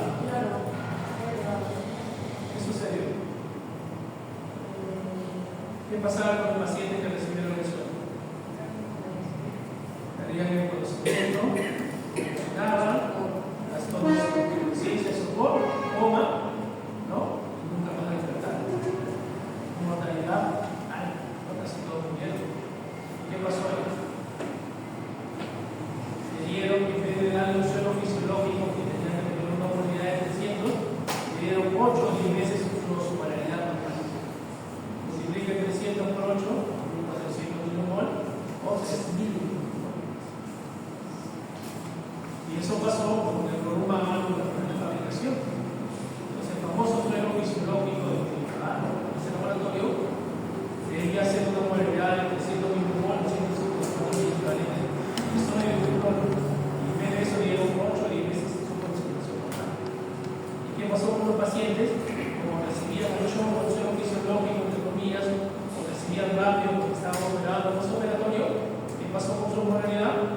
Se disparó. Por eso que muchos de estos pacientes, en cuestión de horas o minutos, daban convulsiones, perdieron el conocimiento. ¿Cuál es la explicación? ¿Cómo se da esto? ¿Qué produce? ¿Quién produce nuestra célula? ¿Quién produce nuestro cerebro? ¿Quién nos produce la hipernatremia? ¿Cuál es la explicación que hizo la hipernatremia? Un consejo que les doy, jóvenes, en medicina, todo lo que ustedes estudian o lean, encuentren un porqué. Si ustedes memorizan, leen el brazo viejo, memorizan los signos, se les va a olvidar en una semana. Ustedes revisan por qué se da, para qué se da. Ustedes ven un caso de un nunca se da. O sea, el consejo que yo les doy cuando ustedes lean o estudien es, no es memorizar, es entender el porqué de las cosas. ¿Por qué se da esto? ¿Por qué se produce esto? ¿Cuáles son las implicaciones? ¿Cuáles son las repercusiones? Etcétera. Nunca se lo va a olvidar. Y cuando ven un caso con este tipo de patología, lo que hemos hablado, vuelvan a leer o revisar. Haya habido una enfermedad crónica con diabetes, vuelvo a revisar mi hígado, lo que tenga, y voy a saber cómo se diagnostica, cómo se explica, qué le doy, qué no le doy, nunca se va a olvidar. Y si lo hace 2, 3, 5 veces, nunca se va a olvidar. Es un consejo que les doy para que puedan estudiar. La parte práctica, cuando se vayan a consultar a pacientes, no es solamente preguntar qué tienes, no solamente llenar historias, interpretar lo que estoy interpretando. ¿Qué signo, qué síntoma, cuál es su diagnóstico, cuáles son los criterios, etc. De esa manera nunca se va a olvidar. Entonces les preguntaba qué pasa en nuestro cerebro. Acuérdense de la osmolaridad. La osmolaridad en nuestro cuerpo nunca varía. Así nos deshidratemos, así nos sobrehidratemos, nuestra osmolaridad sérica tiene un rango de 275 a 290. Si tú tomas más agua, ¿qué va a pasar? Vas a obtener más. Y tu osmolaridad no va a variar. Si tú vas a un desierto, estás caminando horas, empiezas a perder líquidos, tu osmolaridad se va a mantener estable. pero eso tiene un tiempo que no son máquinas. Puede estar 12, 24 horas, 48 horas, mientras el mecanismo lo regula, pero llega un momento en que es sobrepasado. Cuando se sobrepasa ese mecanismo compensatorio que vienen las enfermedades. Entonces, ¿qué es lo que sucede con nuestras células? ¿Se acuerdan de eso? Nuestra célula, lo que está alrededor se llama espacio intersticial y lo que está en los vasos, espacio intravascular, líquido intravascular. Hay líquido intravascular, líquido intersticial y líquido intracelular. Entonces, la osmolaridad teóricamente está igual en tanto intracelular como intersticial. Si tú le das mayor osmolaridad al intersticio, va a aumentar la osmolaridad intersticial. ¿Y qué va a pasar con la célula? Si aumenta la osmolaridad fuera de la célula, ¿qué pasa? Se va a deshidratar. El agua que estaba dentro de la célula va a empezar a salir hacia la zona hiperosmolar y que va a tratar de que se equilibre. Acuérdense, hay conceptos de osmolaridad, osmosis, etc. Si ustedes se acuerdan, los vasos, normalmente la osmolaridad debe ser igual. ¿Qué pasa si acá aumenta la osmolaridad? El agua de acá se baja para irse al otro lado con la finalidad de desequilibrio. Siempre todas las sustancias, con todos los líquidos, solutos y osmolaridad tratan de tener un equilibrio. Entonces, ¿qué pasa si yo le doy mucho osmolaridad al paciente? La osmolaridad intersticial aumenta, por lo tanto el agua va a seguir donde hay mayor osmolaridad. Y de la célula va a salir hacia el intersticio. ¿Y qué va a pasar con la célula del cerebro? Va a decir la casa. Si yo le doy una solución hiperosmolar, uno de sodio al 3%, a 5, 10, como lo que pasó con el de suero, ¿qué pasó la osmolaridad del intersticio? Bruscamente. Y al aumentar, las células cerebrales y las neuronas empezaron a deshidratarse. Y si se deshidratan, se conocen. Entonces, ahí viene el otro concepto. La conversión del sodio sobre la 10 en diferentes teorías. Y de 130 probablemente lo ha llevado a 160, 170, 180. Si ustedes analizan esos casos, como por ahí lo publicaron, el sodio de estos pacientes pasó de 130 a 160, 180. Fue algo brutal. Entonces, ¿qué pasó con eso? Que las neuronas se empezaron a deshidratar y se empezaron a necrosar. ¿Y qué le produjo muchos pacientes de neuronismo? Ustedes analizan, yo lo vi en un periodo publicado. Estos pacientes, cuando hicieron la evaluación, estos pacientes pasaron de sodio normal a la trina cerebral de 180, 200. Y muchos de estos pacientes, cuando hicieron la evaluación, encontraron lesiones a nivel de neuronas. Por eso, la hipernatremia se hace con una progresión, la hiponatremia se hace con una progresión lenta, progresiva. Y los pacientes con hipernatremia también ¿qué cosas van a producirse? Trastornos neurológicos, conciencia, convulsiones, coma o recurrentes. Entonces, cuando uno trata a estos pacientes hay que tener mucho cuidado. La hipernatremia se puede ver con un aumento en lo que es el aporte o la ingesta de sodio o de cloruro de sodio. Esto se puede ver por si usan soluciones hipertónicas que tienen osmolaridad mayor de 100, puede ser cloruro de sodio del 3% o más. O cuando también damos bicarbonato de sodio, también puede elevar los niveles. Esa es una forma exógena de aumentar el sodio serio. Y también se puede deber a qué? Aumento a la disminución del volumen urinario o disminución, aumento de la concentración sexual. ¿No? Puede deberse a alteraciones por ingesta de diferentes sustancias osmóticas, como puede ser el mannitol. El mannitol, por ejemplo, es una solución hipertónica. Lo que hace el mannitol es aumentar la osmolaridad célular. Y al aumentar la osmolaridad, ¿qué hace? Que las células del sistema nervioso central empiecen a perder líquido. Pero si yo le doy mucho mannitol por sobredosis o le doy mucho tiempo, puedo llevar a deshidratación y puedo aumentar el sodio célular. Y eso me puede dar un cuadro de hipernatremia. También los diuréticos. Hay diuréticos que eliminan mucho potasio y obtienen cierta cantidad de sodio. También pueden producir eso.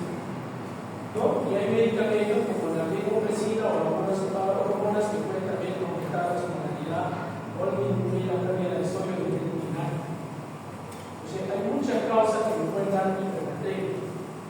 La corrección de la hipernatremia se hace con soluciones hipotónicas. Puede ser agua estéril, puede ser estrosa. ¿Okay? Pues el tratamiento de las hipernatremias se hace con agua destilada o con estrosa al 5%. Es diferente a la hiponatremia que yo uso soluciones hipotónicas. Hasta acá, ¿alguna duda?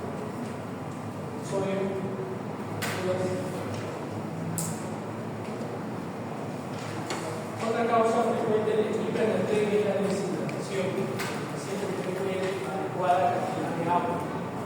Y al no ingerir, ¿qué va a pasar? Va a tener menos, los solutos van a empezar a aumentar en su cuerpo y ¿quiénes se ve esto? En pacientes psiquiátricos, pacientes con esquizofrenia, pacientes con delirio, cuáles bien pueden tener concepto mandado, simplemente están sentados, son tranquilos, pierden la atención y por tanto no se hidratan correctamente.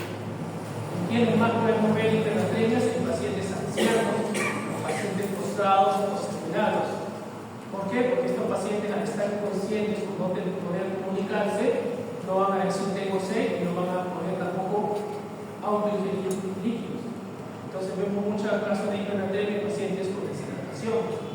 Son pacientes ancianos, pacientes postrados, pacientes entrenadores neurológicos, ¿no? Y pacientes psiquiátricos. Entonces, en este grupo de pacientes hay que sospechar hipernatremia cuando tienen trastorno de conciencia o tienen signos de deshidratación o de cáncer. Ahora, la hipocalemia.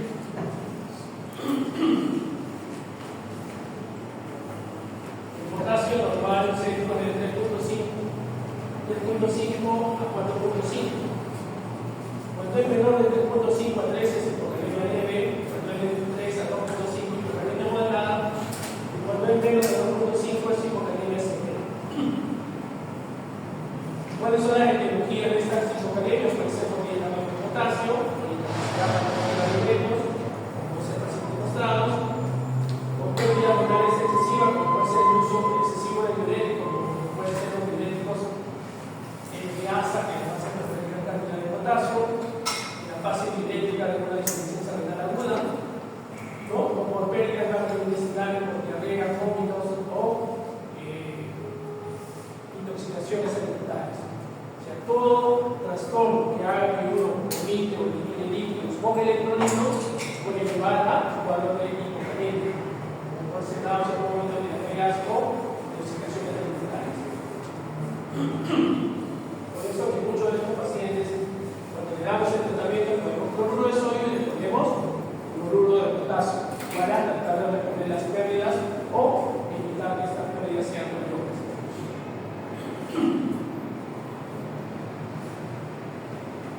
¿Cuáles son las manifestaciones clínicas de esta? Principalmente son a nivel muscular y a nivel cardiovascular. Las hipocalemias me van a dar calambres, adormecimiento, ¿no? Cansancio, debilidad muscular, parestesia y parálisis. Algunos pacientes que hacen hipocalemia pueden comenzar a presentar disminución de fuerza progresiva en miembros superiores, inferiores, miembros superiores, le va dando a paraplegias, cuadriparesias e incluso cuadriplegias o paraplegias. ¿Okay? Entonces, cuando un paciente tiene hipocalemia severa menos de 2.5, puede comenzar a perder la fuerza y puede presentar debilidad para caminar, competencia para caminar y después puede llevar a una cuadriplegia.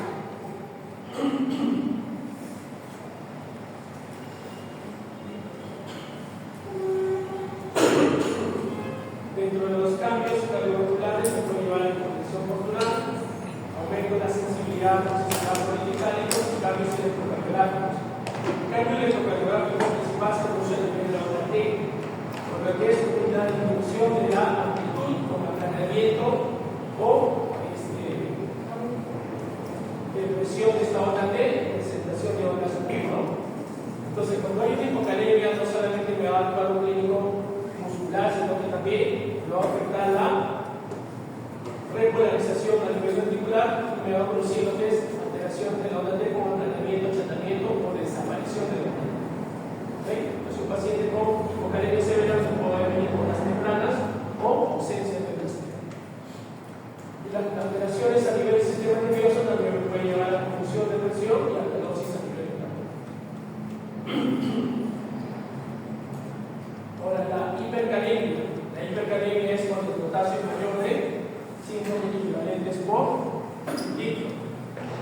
¿no? Acuérdense que el potasio su rango es de 3.5 a 4.5. Cuando es más de 5, aceite, hipercalemia leve, de 6 a 6.5 moderada, hipercalemia severa cuando es mayor de 6.5. ¿Cuáles son las complicaciones o los riesgos de las hipercalemias? ¿Qué complicación o riesgo puede dar una hipercalemia?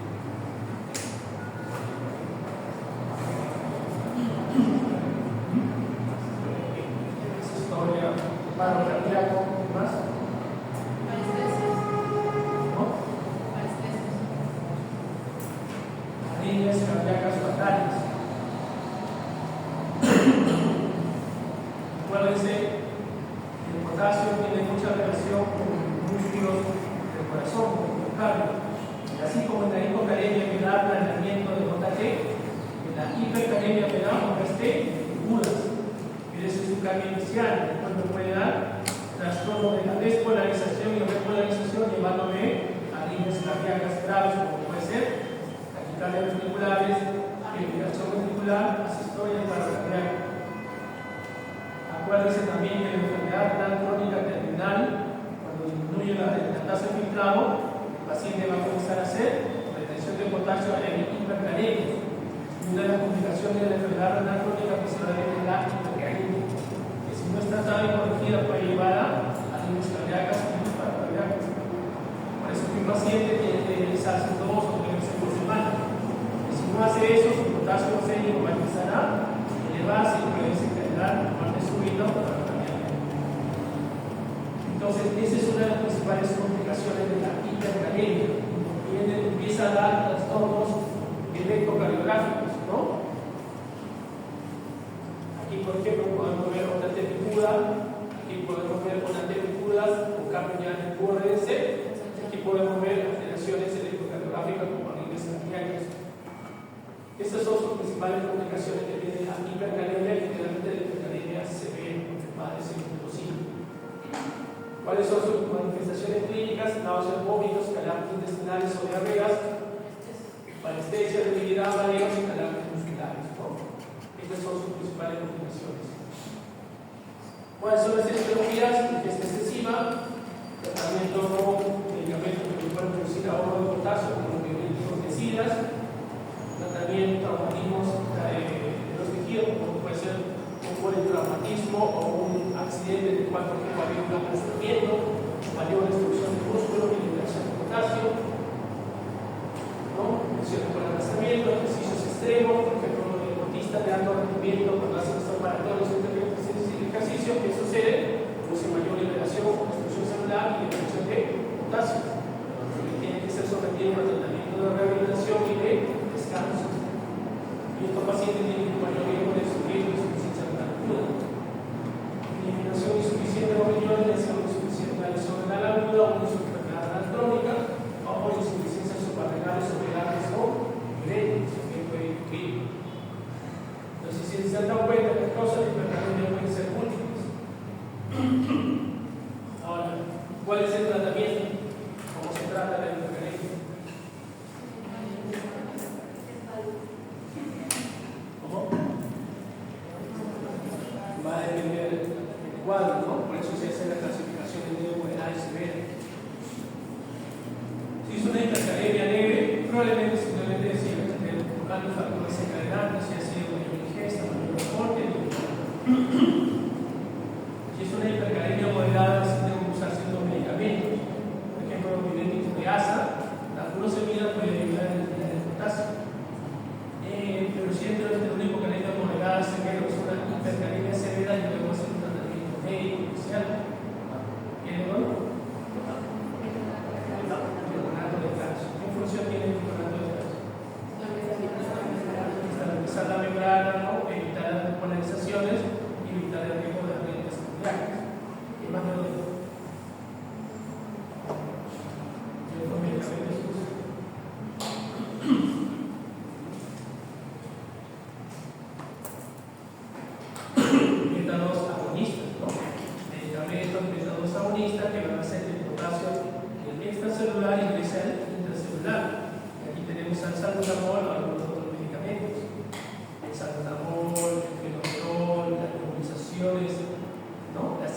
medición del potasio de esta base línea.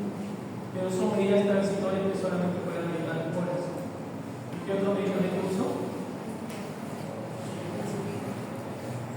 Insulina, ¿no? Insulinoterapia puedo usar 5 a 10 unidades de insulina cristalina combinada con estrosa, pongo endovenoso al paciente y eso hace que el potasio pase de extra al intraseno. A eso se le llama sustancias, ¿cómo le llaman? Sustancias de repolarización. Entonces dices el manejo médico inicial, pero si este manejo falla o no da respuesta inmediata, el paciente tiene que entrar a diálisis. El paciente, si falla eso, tiene hipercalemias severas, no puede entrar a diálisis rápidamente y comenzar el manejo médico y después entrar en diálisis. Ahora, le hago una pregunta: ¿cuáles serían los criterios de diálisis en un paciente? ¿Qué paciente debo dializar? Hipercalemias severas, ¿qué más?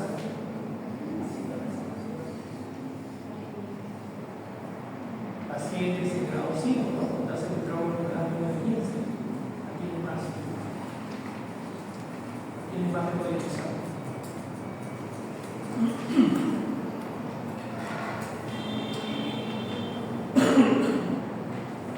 Pacientes que vienen con una emergencia hipertensiva que no responde a antihipertensivos endovenosos. Por ejemplo, un paciente que viene con una presión de 240, 220, asociado a una insuficiencia respiratoria y no responde al tratamiento médico, puede requerir diálisis.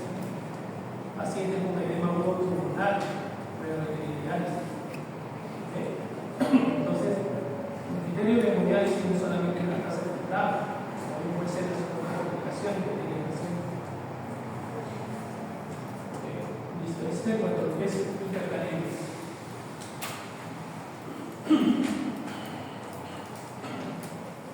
Un poco de recordar cómo son los trastornos ácido-bases en el paciente, ¿no? Porque muchos de estos trastornos electrolíticos se asocian a trastornos ácido-base. Un pH normal en nuestro cuerpo también tiene un rango fijo de 7.35 a 7.45 que está en constante equilibrio. Cuando es menos de 7.35 estoy ante una acidemia. Cuando es más de 7.45 estoy en una alcalía. Cuando yo estoy ante una acidemia, tengo que definir esa acidemia por acidosis respiratoria o por acidosis metabólica. ¿Qué hago? Valoro solamente dos parámetros: el bicarbonato sérico o la presión arterial de CO2 del agua. Si el bicarbonato sérico está disminuido menos de 24 equivalentes, estaré ante una acidemia por acidosis metabólica. La acidosis metabólica puede ser de dos tipos: acidosis metabólica en lugar normal, acidosis metabólica en lugar elevado. Y la acidosis, el bicarbonato está normal, está elevado, pero el CO2 está elevado, estaría en una acidosis de tipo respiratorio. Entonces, si el CO2 está en más de 45, está en 50, 60 o más, estaría en una acidosis de tipo respiratorio. Un bicarbonato normal, obviamente elevado. ¿Y qué pasa cuando hay acidosis metabólica? En forma compensatoria se produce una alcalosis respiratoria. Siempre ante la presencia de una acidosis metabólica, el cuerpo inmediatamente trata de producir lo contrario, que es una alcalosis respiratoria compensatoria. Viceversa, si hay una acidosis respiratoria, el cuerpo empieza a producir una alcalosis metabólica. ¿Okay? Entonces, todo paciente que encuentre acidosis metabólica probablemente haya alcalosis respiratoria asociada. Ahora, ¿cómo yo sé si esa alcalosis es compensatoria o no? ¿Cómo sé que el rango es compensatorio o está fuera del rango y ya está descompensado? En base a esta forma. El CO2 esperado va a ser 1.5 de carbonato añadido más 8, más menos 2. Entonces, si el valor del CO2 está en este rango, es compensatorio. Pero si está por debajo de este rango, será ya un trastorno mixto. Una acidosis metabólica más una alcalosis respiratoria. Hay trastornos puros y hay trastornos mixtos. Hasta acá solamente he dicho acidemia. Pero si yo encuentro una acidemia con acidosis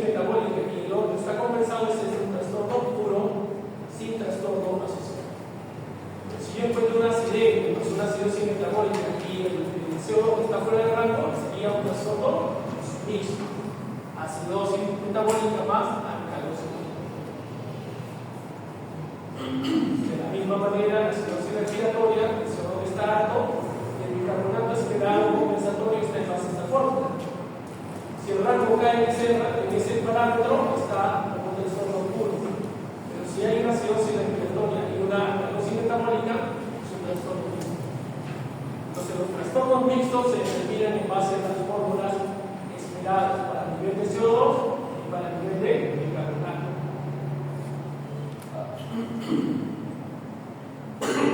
De la misma manera, cuando yo evalúo alcalemia, si el pH es mayor de 7.25-45, estoy en una alcalemia, que puede ser metabólica o puede ser respiratoria. Si el bicarbonato está más de 24, será una alcalemia por alcalosis metabólica. Y si acá se produce una alcalosis metabólica, el cuerpo tratará de hacer una. ¿Qué será acá? Ante una alcalosis metabólica que se produce dentro del pulmón, ¿está? Acidosis respiratoria. Por eso el CO2 está alto. CO2 más de 45 es acidosis. CO2 menor de 25 es una alcalosis. Entonces, ante una alcalosis metabólica se produce una acidosis respiratoria. Será compensatoria cuando esté en rango normal. Si está por este rango, más de 60 o 70, pongamos, será un trastorno mixto. ¿Cuál es la fórmula para encontrar el CO2 hallado? 0.7 por bicarbonato. De la misma manera, ante una alcalosis respiratoria que se va a producir una acidosis metabólica. ¿No? Por eso el bicarbonato bajo. ¿Cuál es la fórmula compensatoria?